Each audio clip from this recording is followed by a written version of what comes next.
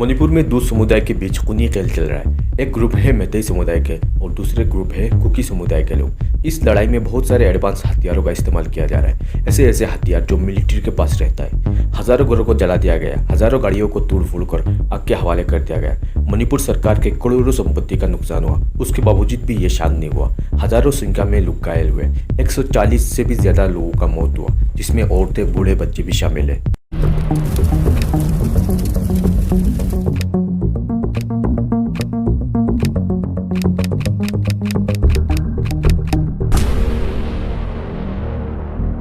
मणिपुर में लगभग 55% मैतेई समुदाय के लोग हैं और 45% नागा कुकी समुदाय के लोग रहते हैं।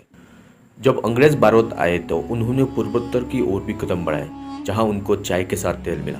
उन्होंने वहां पाया कि वहां के लोग बहुत ही सीधे और सरल हैं और ये लोग वैष्णव सनातनी हैं। लेकिन जंगल और पहाड़ों में रहने वाले ये लोग पूरे देश के अन्य भाग से अलग है और इन सीधे साधे लोगों के पास बहुमूल्य संपदा है।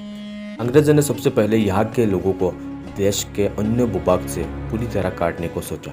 इसके लिए अंग्रेज लोग इनर परमिट और आउटर परमिट की व्यवस्था की।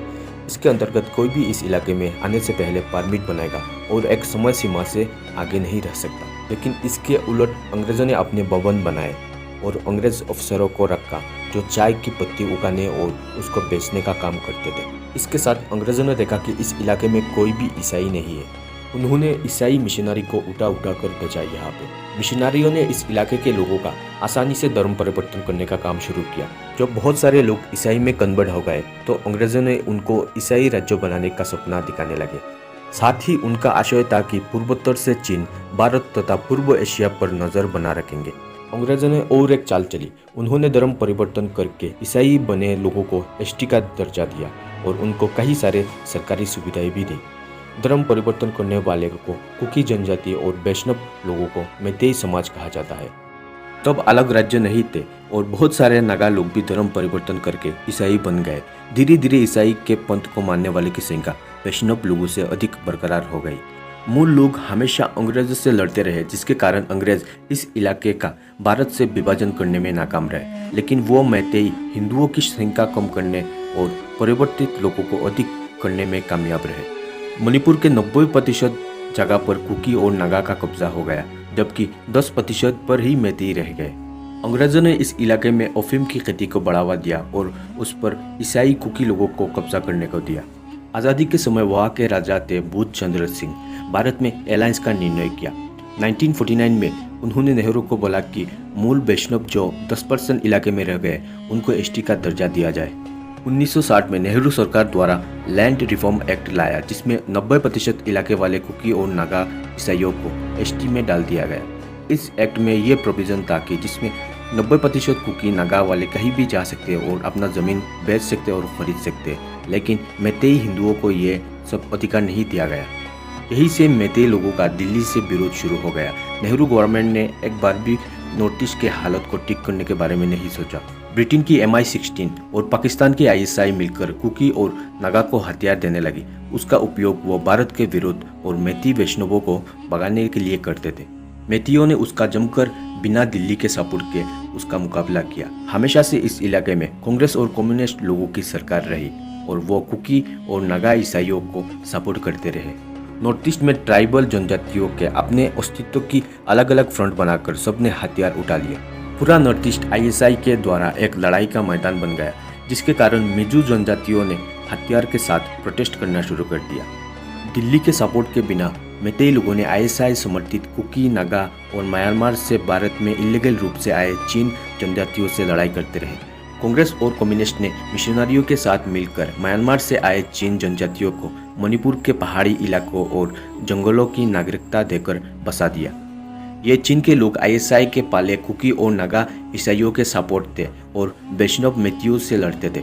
नॉर्थ ईस्ट का हाल खराब था, जिसका पॉलिटिकल सॉल्यूशन नहीं निकाला गया और एक दिन इंदिरा गांधी ने आदिवासी इलाकों में एयर स्ट्राइक का ऑर्डर दे दिया, जिसका आर्मी और एयरफोर्स ने विरोध किया था। लेकिन राजेश पायलट और सुरेश कलमड़ी ने एयर स्ट्राइक किया। इसके बाद विद्रोह और खूनी सशस्त्र हो गया। 1971 में पाकिस्तान विभाजन और बांग्लादेश अस्तित्व में आने से ISI के एक्शन को एक झटका लगा, लेकिन म्यांमार उसका एक खुला एरिया था। उसने म्यांमार के चीन लोगों का मणिपुर में एंट्री करवाया, जिसका कांग्रेस और उधर म्यांमार के अवैध चीन लोगों ने जंगल में डेरा बनाया और वहां अफीम की खेती शुरू कर दिया। नॉर्थ ईस्ट के राज्य मणिपुर, मिजोरम और नागालैंड दशकों से कुकियों और चीन लोगों के अफीम की खेती और तस्करी का खुला मैदान बन गया। म्यांमार से ISI और MI16 ने इस अफीम की तस्करी के साथ हथियारों की तस्करी का एक पूरा इकोनॉमी खड़ा कर दिया, जिसके कारण नॉर्थ ईस्ट के इन राज्यों का एक बड़ा जनसंख्या नशे के आदी हो गया। नशों के साथ हथियार उठाकर भारत के सेना के साथ लड़ते रहे।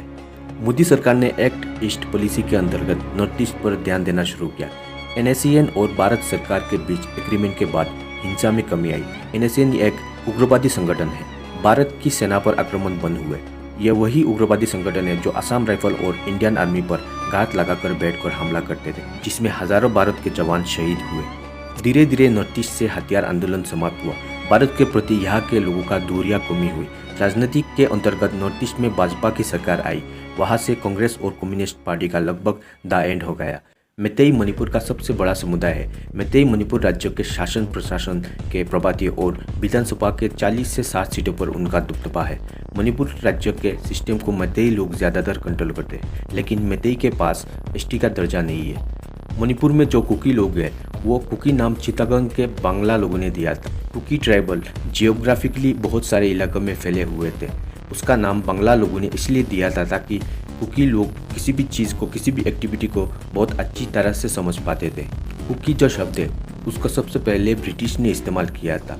जब ब्रिटिश ने देखा कि कुकी समुदाय के लोग चिटागंग से असम, मणिपुर और बर्मा के इलाके में फैले हुए थे, फिर वो लोग पहाड़ी इलाकों में बस गए। जो कुकी लोग हैं वो कुकी चीन मिजू फैमिली का बहुत बड़ा हिस्सा है। मणिपुर हाईकोर्ट ने फैसला किया कि अब मैतेई जनजाति को ST का दर्जा मिलेगा और ये बात कुकी जनजातियों को हजम नहीं हुआ। मणिपुर के मुख्यमंत्री बीरेन सिंह ने कहा कि सरकार पहचान करके म्यांमार से आए इलीगल रूप से चीन के लोगों को बाहर निकालेगा और अफीम की खेती को खत्म करेगा। 27 अप्रैल को बीरेन सिंह को एक प्रोग्राम में शामिल होना था जो चुराचांदपुर में है। अचानक से प्रोग्राम की जगह को तोड़ दिया गया, सारे कुर्सियों को तोड़ दिया गया। 3 मई 2023 के दिन all tribal student union of Manipur ने एक रैली निकाली। रैली के दौरान हिंसा शुरू हुआ, जगह जगह पर तोड़फोड़ शुरू हुआ, घरों को आग लगाया गया, गाड़ियों को जलाया गया, दुकानों को लूटा गया।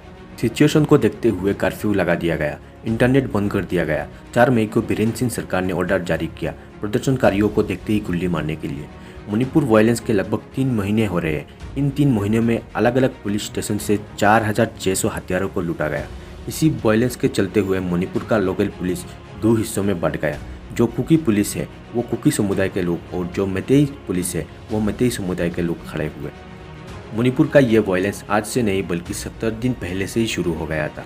जब एक वीडियो वायरल हुआ तब प्रधानमंत्री सामने आए सिर्फ 30 सेकंड के लिए।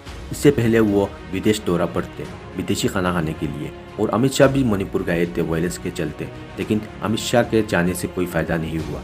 जब वीडियो वायरल हुआ तब इंटरनेशनल मीडिया ने उसको कवर किया। इसके बाद जाकर भारत के प्रधानमंत्री सामने आकर अपना बयान दिया। इससे पहले वो बिल्कुल चुप थे। सरकार के साथ साथ देश के खुद ही मीडिया चैनल वाले भी चुप रहे। जब रशिया और यूक्रेन का युद्ध शुरू हुआ तब सुधीर चौधरी ने कहा था कि मोदी जी के एक फ़ोन से यूक्रेन और रशिया का युद्ध रुक गया था। यूक्रेन और रशिया के युद्ध के दौरान जिस फ़ोन से नरेंद्र मोदी ने फ़ोन किया था उसी फ़ोन से अगर मणिपुर एक बार फ़ोन कर लेते तो वहाँ इतना हंगामा नहीं होता। जब मणिपुर जल रहा था तब नेशनल मीडिया पर यह चल रहा था। पूरे इंडिया में सिर्फ एक ही न्यूज़ चैनल ने आवाज़ उठाया, वो था न्यूज़ 24। ऐसा कहा जा रहा है कि मणिपुर का माहौल अभी शांत है, लेकिन आपको झूठ बोला जा रहा है। मणिपुर का सिचुएशन अभी भी आउट ऑफ कंट्रोल है। अभी तक जगह जगह पर आगजनी हो रहा है।